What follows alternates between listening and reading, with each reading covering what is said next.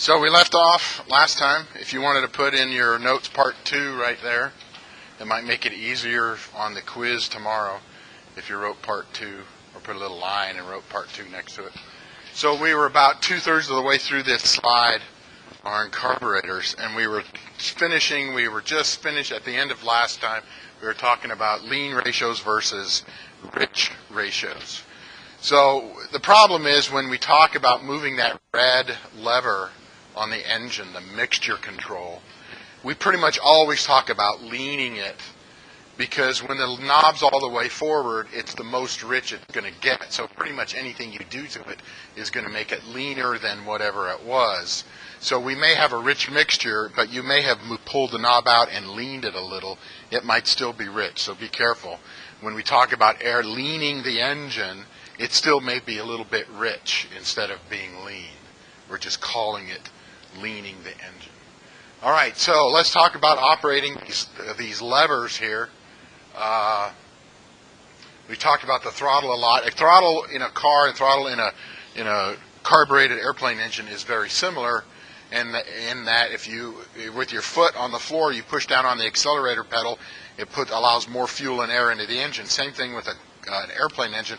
When you push forward on the throttle, that means more power, more fuel, more air. Most of the controls in an airplane are set up so that when you push it forward or you lift it up, that means you'll either go faster or have less drag. So generally speaking, pushing things up or pushing things forward makes you go faster. Generally speaking, I'm trying to think. Yeah, no, that's pretty much it. Has anybody driven an old school tractor? Old school tractors, it has a lever. You actually pull the lever back to get more gas. So it's the opposite of that. Okay, on takeoff, on little training airplanes like you might fly, you can go to takeoff power and just leave it at takeoff power the whole time. So literally, you're going to push that throttle all the way forward. We're not going to get into details of higher power engines, but on some higher power engines, you would actually push the throttle in most of the way, and you would look on a gauge to see how much power it's producing, and you would stop when you got to the takeoff power setting. In particular, on turbocharged and supercharged engines, where you're pumping air into the engine can produce more horsepower than the engine can stand. It'll actually damage. You could actually damage it by pushing the throttle forward. But we're talking about normally aspirated engines here for training, because they're the least expensive, and normally aspirated means there is no air pump, there's no turbocharger, no supercharger. So on the throttle all the way forward. If you're at an airport that's below 5,000 feet above sea level, you generally leave the mixture lever all the way forward. So where's the nearest airport to here that's above 5,000 feet? Above 5,000 feet, there's actually not that many in California. There's probably only 5 or 10 of them in the entire state. Yeah, Mammoth Airport on the other side of the Sierra Nevada, I'm pretty sure it's above 5,000 feet. If it's not, it's really close. When I was living in the airport I flew out of all the time was at 5,045 feet. So what ends up happening is, depending on which airplane engine manufacturer it is, they'll have instructions, and it'll say literally the engine that I had or have is a Lycoming, and Lycoming, the manufacturer, says if you're above 5,000, lean the engine a little bit before takeoff. But that's the unusual thing. But that becomes a problem if you're used to flying airplanes at low altitudes and you always leave the red lever pushed all the way in. That's full rich. Now you go to an airport that's at a high altitude, and you will probably forget that you need to do something with that red lever before takeoff. So and then the engine is super, super rich, and now it won't create as much horsepower. But most of the time at lower level, you set the mixture all the way forward. There's also carburetor heat. Carburetor heat, and I sort of explained it last week when we were out in the shop, but carburetor heat is to get rid of or prevent ice from forming inside the carburetor. If you can see visible moisture out there and it's between about 20 degrees and 70 degrees Fahrenheit, you might be getting ice inside your carburetor. And so you would pull this lever out, and it would pull in air that was ran across the exhaust pipes. That is, it's hot air. And there's usually one lever for the carburetor to get hot air into the carburetor, and another lever for cabin heat. In little training airplanes, that's also where you get cabin heat. That's a different lever, but it's the same air. It just lets it into the cabin instead of the carburetor. Generally, here's the problem when you run carburetor heat. If you pull the carburetor heat knob out, going into the carburetor is hot air, but hot air is less dense than cold air. And remember, the carburetor is measuring the volume of air. It's not measuring the weight of the air. So if it's pulling in 1 cubic foot of air, but there's less air molecules in it because it's less dense because it's hot, if it pulls in that cubic foot of air, there's not as much air in it as if it was cold. But the carburetor doesn't know that, so it puts in the same amount of fuel based on 1 cubic foot of air. So don't say the answer out loud. Think about it for a moment. So if we pull the carburetor heat out, and it lets in hot air, which is less dense, and it has less oxygen molecules in it, don't say the answer out loud, just think about it. If we pull in this less dense air, and the carburetor is putting in the same amount of fuel, the same amount of gas, is the mixture going to be richer than it was, or is the mixture going to be leaner than it was? We're putting in the same amount of gas, we're putting in the same volume of air, but there's less molecules in it, so we're actually letting in less air into the engine. Does anybody want to give it a try? Is it leaner than it was, or is it more rich than it was?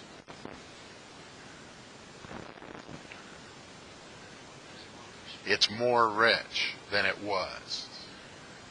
Because we've got the right amount of fuel, but we don't have enough air coming in. The ratio is now not 14.7 to 1. It's too much fuel. So what you really need to do, what that means is when you use carburetor heat, if you're going to leave it on, you need to actually lean it because it's too rich. You're actually going to pull the mixture control out. Literally, I'd had my pilot certificate for less than 6 months. I took off out of Reedley. I was flying to LA. The weather was bad over the mountains. I was going to land. Ended up landing in Bakersfield, but I took off out of Reedley, and when I was near Visalia Airport, the engine RPM started going down really slow, but I could tell that it was going down, and the engine wasn't quite running right. And there was a lot of clouds. I went, aha, it's carburetor heat. It's carburetor ice. So I pull the carburetor heat out, and the RPM goes down, which is normal. What's supposed to happen is the RPM goes down, ice melts, the RPMs come back up most of the way, about 100 RPMs less than they were, and then you can push the carb heat in, and the RPMs will come back up all the way. Well, I pulled the carburetor heat out, and the RPM went down, but the RPMs didn't start coming back up. The RPM still kept going down a little bit. And fortunately, I had good training, but I'd never seen carburetor ice. I remembered, oh yeah, the mixture's too rich. I need to lean the mixture out. So I leaned the mixture a little bit, and sure enough, the RPMs came up. And I went, yay! And then I kept flying, tried to go to LA, but the weather was bad over the mountains. I ended up staying all night in Bakersfield. You ever sleep in a 2-seat airplane? Think about that 152 out there. Me and Mark Alvis, we slept in that airplane. The seats reclined, but it was tight. It was tight, but it was cheap. It was way cheaper than taking a taxi into town and renting a motel. Okay, so let's go back to throttle. So for takeoff, throttle's going to be all the way forward, the mixture's going to be all the way forward, and the carburetor heat's going to be off.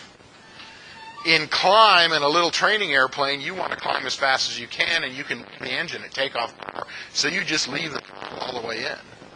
If you're, by the time you get to by 5,000 feet, you're probably not even going to pull the mixture out. And unless you think you have carb ice, you're going to leave the carburetor heat all the way in.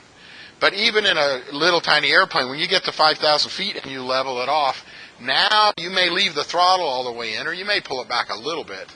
But now you're 5,000 feet above sea level, the mixture's too rich. It's still pulling in the same amount of volume of air, but there are molecules in each cubic foot. So that means there's not enough air, which means there's too much fuel, so the mixture's rich. So you're going to pull that red lever out, and it's kind of hard to explain unless you're actually running an engine.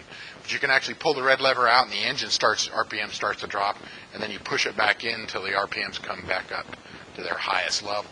So what that does for you is two things. It gets you better horsepower out of the engine, but it prevents you from burning too much gasoline. So if you're at cruise power settings or at cruise altitudes and you needed to have leaned the mixture a little by pulling the red lever out, but you don't, you'll burn 10, 20, or 30% more fuel than you would otherwise. And if you had looked in your pilot operating handbook to see how much fuel you were going to burn. It's based on leaning the engine correctly. It would kind of suck if you thought you'd be able to go 400 miles, but you ran out of gas 30% sooner. That'd be 120 miles too soon. Anybody ever run out of fuel in an airplane? Yeah, me neither. I don't want to do that. Has anybody ever run out of gas in a car? I have. Yeah, what happens? What happens, Alex, when you run out of gas in a car? The car doesn't want to move anymore. Can you pull it? Did you get to pull off the side of the road? Or were you in danger of dying? No, you weren't. Right. You pull off the side of the road. You had a cell phone. Mom, I ran out of gas. Now I just call my wife, honey. In any case, it's not such some terrible thing, and it's not you're likely to die in an airplane. Now you're probably going to have to land off the airport. You're probably going to damage the airplane. It's going to go on your record, especially if it was your fault that you ran out of gas. Somebody's going to come talking to you. In any case, you'll need to, during cruise, you'll need to adjust the mixture. You'll need to pull the red lever out and lean it out. Generally, when you're going down, you're producing less horsepower, so you don't have to worry so much about cooling the engine. Same thing at cruise. You're not producing as much horsepower, so you don't have to worry about cooling the engine. That's one of the reasons why you leave the mixture rich during takeoff and climb, is because you're flying slow. There's not much air blowing across the engine. And that gasoline, even if it's in a vaporous state, it gets warm and takes heat from the engine and it blows out the exhaust. So putting in extra fuel, a little bit extra fuel, keeps the engine cool. All right, but in descent, you don't have to worry about that anymore. Normally what you do is when you're starting that descent, you pull the throttle back and you're probably going to push the mixture in some. Usually what you push the mixture in across the Central Valley at 5,000 feet, and you're coming into land at, say, Bakersfield International Airport. When you start descent, you're going to pull the throttle back, and you just push the mixture all the way in, because you look at the airport elevation in Bakersfield, and it's like 400 feet above sea level. It's not amazingly critical. And then the carburetor heat. The carburetor heat, except there's one time you always use carburetor heat, and that's on the ground. You'll always pull the carburetor heat lever out to see if it works. If you're looking at the RPM gauge, RPMs go down about 100 RPM, and then when you push the carb heat lever back in and turn it off, it should come back up to where it was. So you always do that before takeoff. It's on your checklist of things to do before you take off. And when you're doing your what's called an engine run-up, you're making sure the engine and everything is working correctly. You always check the carburetor heat. It's possible. I've got about 1,000 hours flying in little airplanes, and I've only had carburetor ice twice. That one time I talked about, and then another time about 3 years ago. But I recognized it sooner. All right, that's enough for that slide. So, there is a lovely, lovely video by Ember Riddle.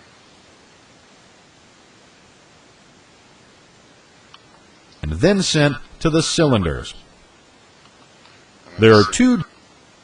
During this phase, the engine and the exhaust gases lobes move away from their respective rod. Getting the valves to open at the exact moment is very crucial for the engine to operate. Because of that, the camshaft is geared to the crankshaft so they will remain synchronized. The camshaft is geared to spin half as fast as the crankshaft. This results in the valves opening twice during the 4-stroke cycle. Now, how do we get the fuel and air into the cylinders? It's simple. The induction system. Inside of the cockpit of most general aviation aircraft, there are the throttle and mixture controls. The throttle controls the amount of fuel and air that go into the cylinders, while the mixture controls how much fuel is mixed with the air. In simple terms, the mixture controls the ratio between fuel and air. Typically, for every fuel molecule, there are 15 air molecules. The mixture adjusts the amount of fuel necessary to maintain this ratio. The throttle, on the other hand, controls how much of that ratio is let into the cylinders. The more the throttle is open, the more fuel and air enter the cylinders, and therefore, the more powerful the combustion will be, making the engine run faster. The air that is part of the fuel-air mixture enters the system at the air filter, usually found in the front of the airplane. Once the air passes through the filter, it is metered and sent on its way to the cylinders. The fuel, on the other hand, is housed on board the plane, typically inside of the wings. Just like the air, it is metered and then sent to the cylinders. There are two different potential systems used that can control the fuel-air mixture: the carburetor system and the fuel injection system. Most modern airplanes are equipped with fuel injection systems, so we'll spend a little more time on that, but it's a good idea to still review the basics of a carburetor. The job of the carburetor is to mix fuel with the air that gets sent to the cylinder combustion chambers. Fuel arrives at the carburetor and sits in the float chamber, waiting to be used. To the side of the float chamber is the venturi, which is where the air passes through. As the air passes through the venturi, its velocity increases, which causes the pressure to decrease.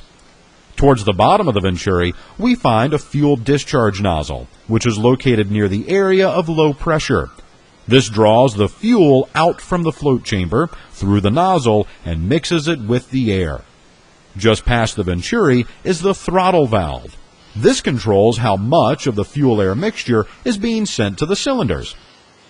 In newer airplanes, fuel injection systems are installed, which have many benefits over carbureted engines. Fuel injection engines reduce the amount of fuel required, increase engine power output, and allow for the precise use of the fuel. Rather than having a carburetor, a fuel-injected system is split up into different components.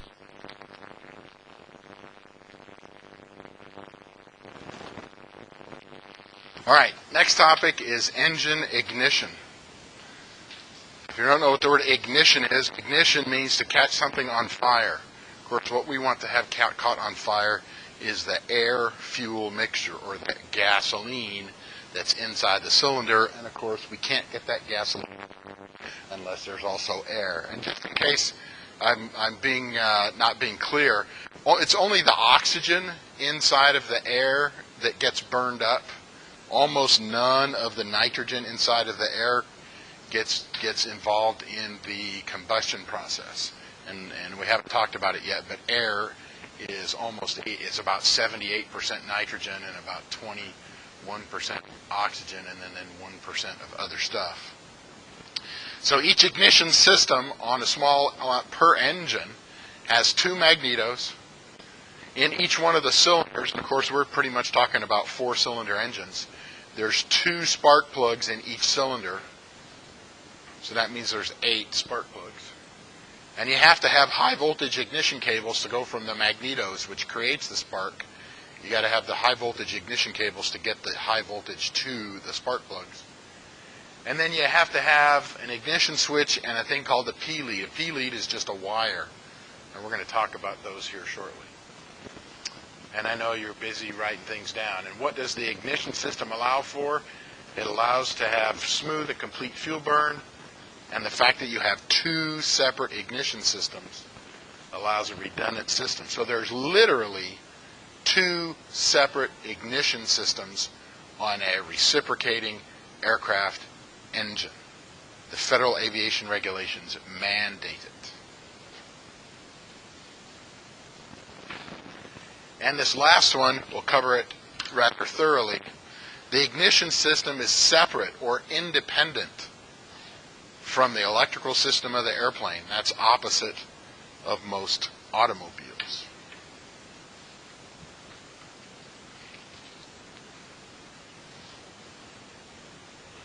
So you may not remember from last week when we were out in the shop, we looked back of an engine. Magnetos are not always painted black, but it's pretty common to paint them black.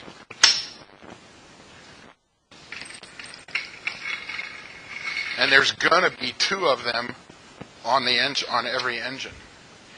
Each magneto, in this case you can see one right here, each magneto is its own electrical generator. It's bolted into the back of the engine, so when the engine spins, the inside of the magneto spins. It's called a magneto because there's a magnet in it. And when that magnet spins, the lines of flux, or the magnetism, crosses electrical wires and generates electrical power. And today we're not going to go into the inside theory of a magneto, but it produces a high voltage, about 20,000 volts. So that 20,000 volts goes through the ignition leads, or the ignition cables that go to each spark plug, and they're special because they have high insulation, because 20,000 volts, you don't want it to jump off of the wire and go anywhere else.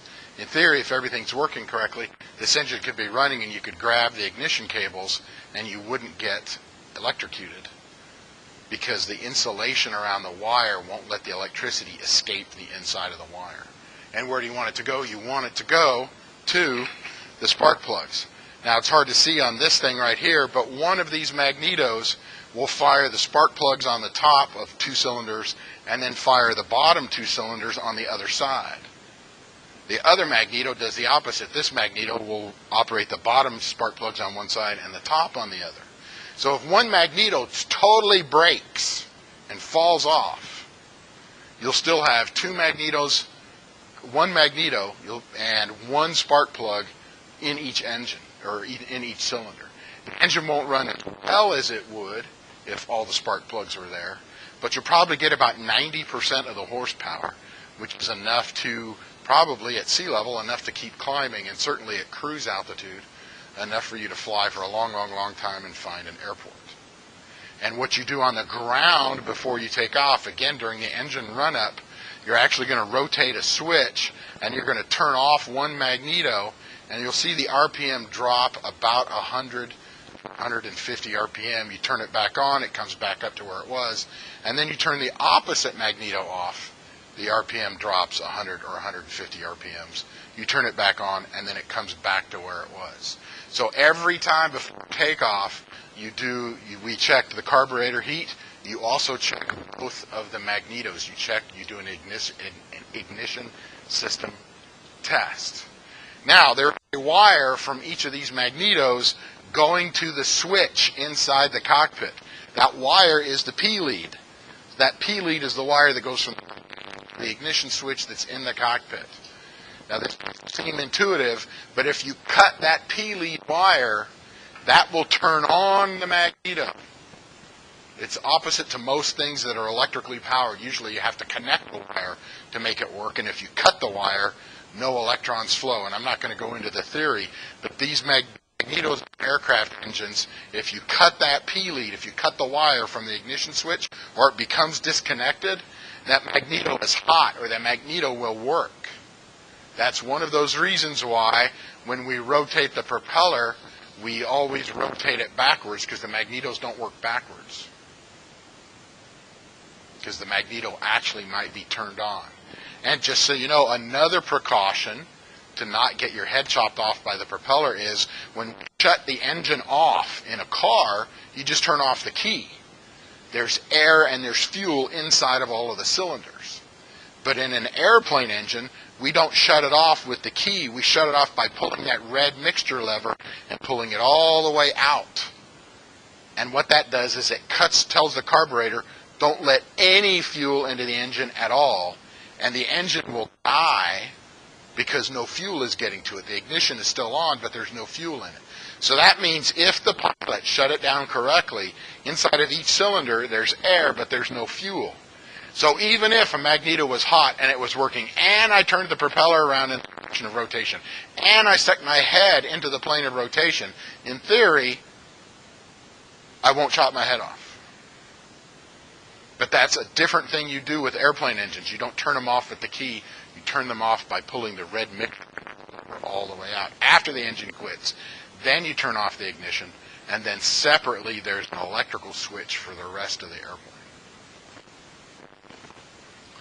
Okay, now I already said we talked about being redundant. So if one ignition system quits, the other one is still working, the engine will still run, not quite as well, but pretty good. If one of the 2 spark plugs in each cylinder, if one spark plug gets fouled up, you still have the other spark plug. So it works out really, really well to always have at least one spark plug working in the system. You'll also need to notice, let's see if I can draw, I got a new gizmo today. Let's see if I can make it work. Yeah, I think I'm going to be able to make it work. Whoops.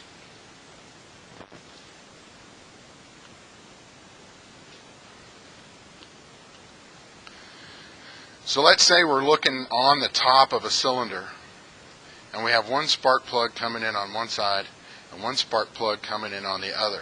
They both fire at the same time, and so the fuel starts burning across the top of the cylinder. What we really want to have happen is a smooth but rapid burn, so all the fuel catches on fire, but it does so smoothly. This engine is designed to have both spark plugs working. Let's just say that the one spark plug stopped working, then all of this stuff over here wouldn't have happened. That means it would have taken a lot longer for this fuel to get all the way across the top of the cylinder. It's possible the fuel may not have enough time to all burn, so that's why the engine doesn't produce quite as much power if you turn off one of the ignition systems, is because it's designed to work on both of them. And your question now is, well then how come cars can get away with one spark plug? And what cars generally do, and I won't ask you on the test, is they put the spark plug in the middle of the center, or the center of the piston, and that flame pattern expands out across from the center all the way to the edge. And so cars can get away with just one spark plug. All right. Next thing I want to cover is, what if the ignition's not working correctly? Is anybody familiar with that black and white movie made by Mel Brooks called Young Frankenstein? Only a couple of people, huh? Well, in it, they steal a brain to install into Frankenstein. That's the first time they've used that word, install a brain. In any case, it's about Dr. Frankenstein that wants to turn something into life, so he gets body parts from all over, sews them together, and he's missing a brain, so he sends Igor, his assistant, to a college or someplace, and he steals a brain, and the brain says, when he comes back, he asks Igor whose brain was it, and he said Abby Normal, when actually on the jar it said abnormal, so he installed an abnormal brain. Okay, if it's not funny, then you don't have to laugh. In any case, we're not talking about abnormal brains in old movies. We're talking about abnormal ignition, things that are not working right. Detonation is the first one I want to talk about. Detonation is very bad. Detonation is when you have an instantaneous burn of all the fuel in the cylinder. I see you guys are still right, so I'll let you write for a minute here.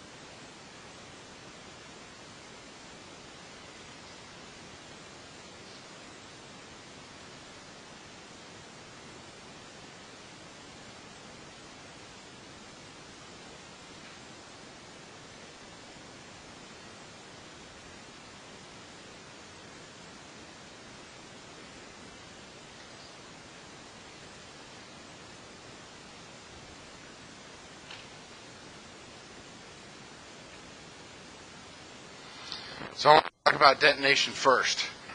If you remember from the previous slide, I said that what we really want is a smooth but rapid burn of fuel across the top of the piston. A smooth but rapid burn of fuel inside the cylinder. It doesn't explode. Anybody that says gasoline is exploding inside of a piston engine doesn't understand what's really going on. When I say rapid, I'm talking 100 feet.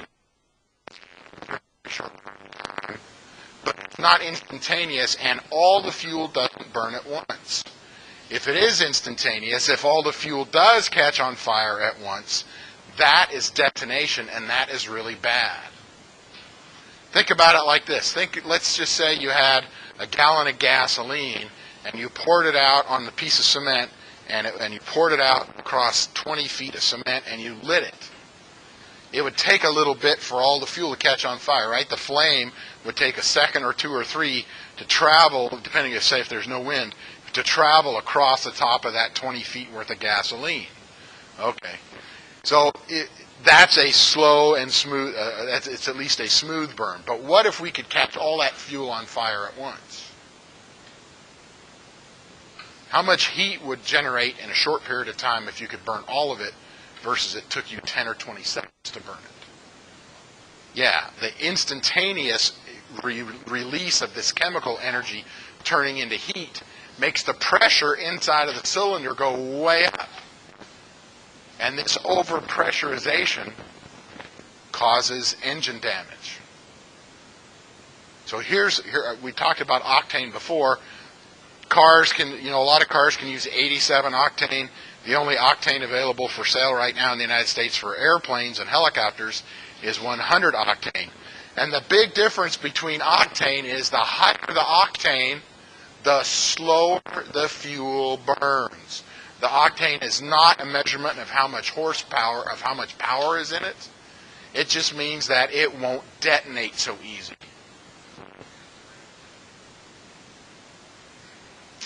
Does it have a higher flash point? I don't know that question. I will try to remember to look that up for next time. I don't think it does, because it's talking about how fast it burns, not how easy it is to catch it on fire. So if you don't want to have detonation, then you want to have higher octane fuel. Has anybody ever been behind a diesel truck that was taken off from a stop and they floored it? And you can just hear that diesel engine going bang, bang, bang, bang, bang many times per second?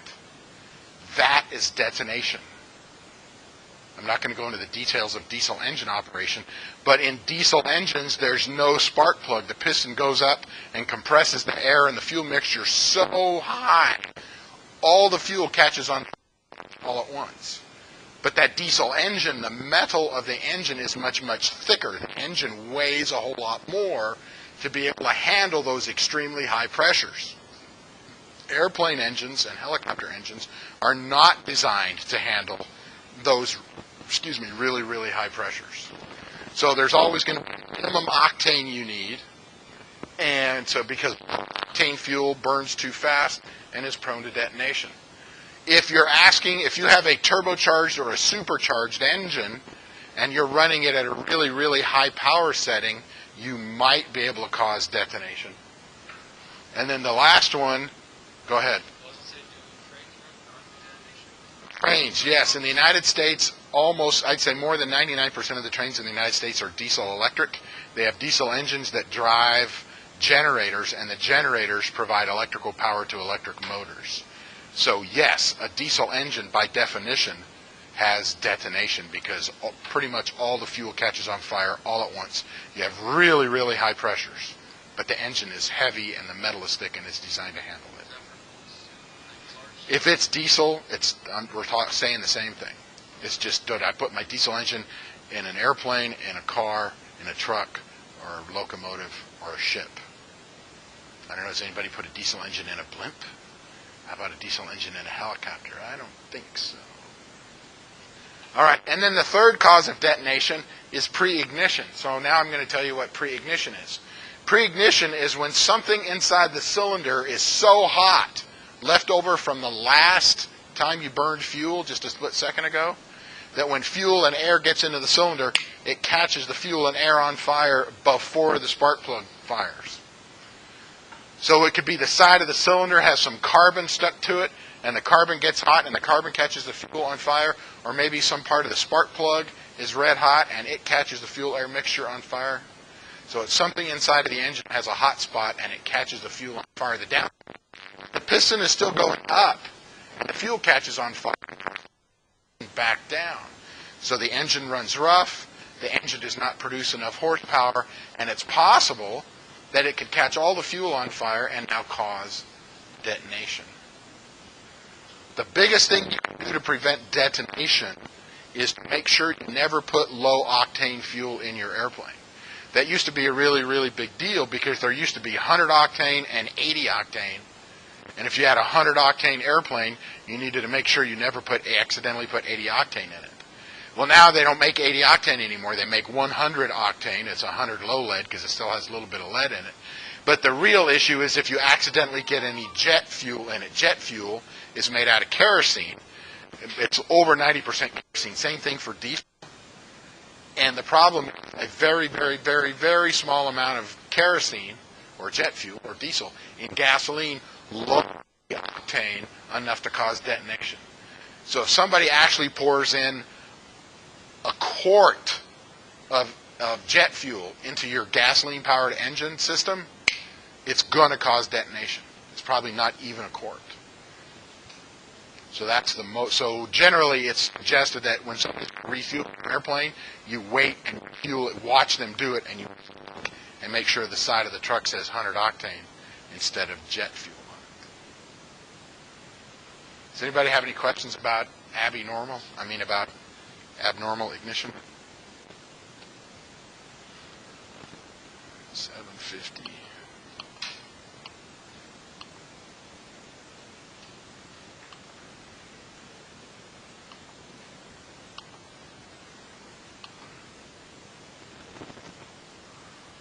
And then sent to the cylinders.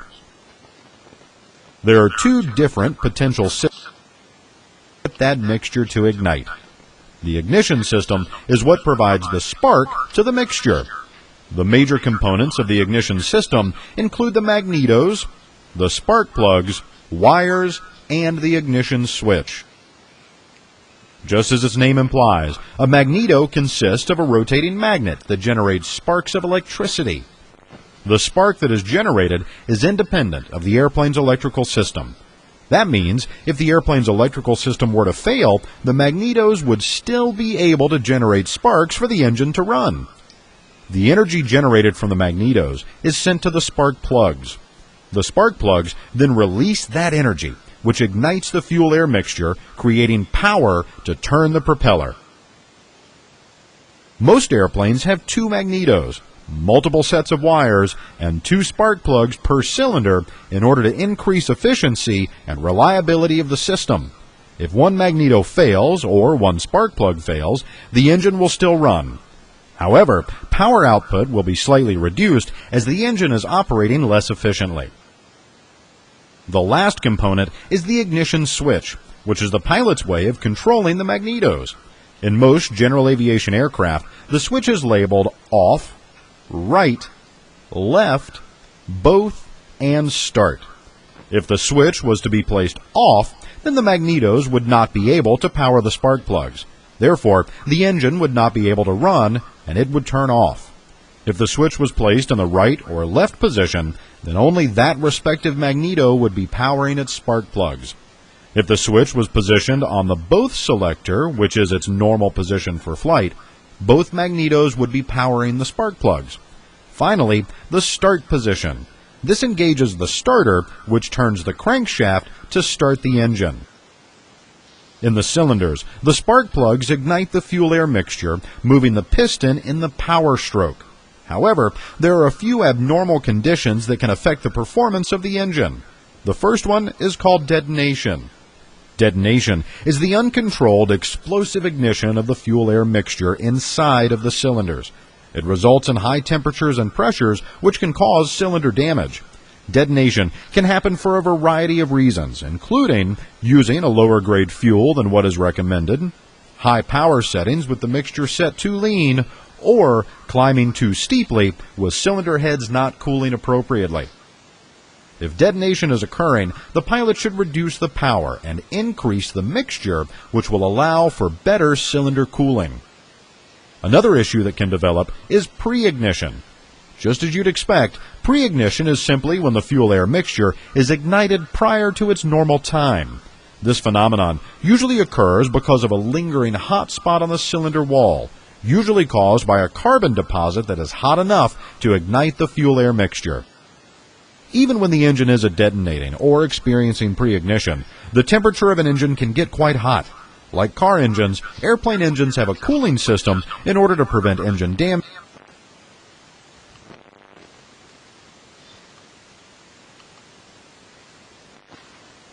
Okay, engine cooling. Most, if you recall from yesterday, we're really talking about a generic or a typical aircraft engine. And a typical aircraft engine, especially for that's not a turbine, it's air cooled. That means it's got cylinder fins, just like on here. Listen. It's got cylinder fins. The majority of the cooling of the engine is from air coming into the engine cowling, the engine compartment, and blowing across those fins. Those fins are on the cylinder, and inside the cylinder is where the fuel is burning. So it's right smack where the heat is being produced. So we're going to blow air across it so that the heat leaves the engine. The number 2 way to get rid of heat is through the oil and the oil cooler. Now granted, it's true the oil is going to pump through the engine and make sure there's not too much friction, but part of what that oil does is circulate through the engine gets cooler, the oil gets hotter, and then the oil is pumped through an oil cooler. It's exactly the same as a radiator, it's usually just a lot smaller. And outside air blows across that oil cooler and cools the oil down, and then the oil gets pumped back to the engine. So not only is oil there to lubricate the inside of the engine and prevent it from wearing out, it's also there to transfer heat.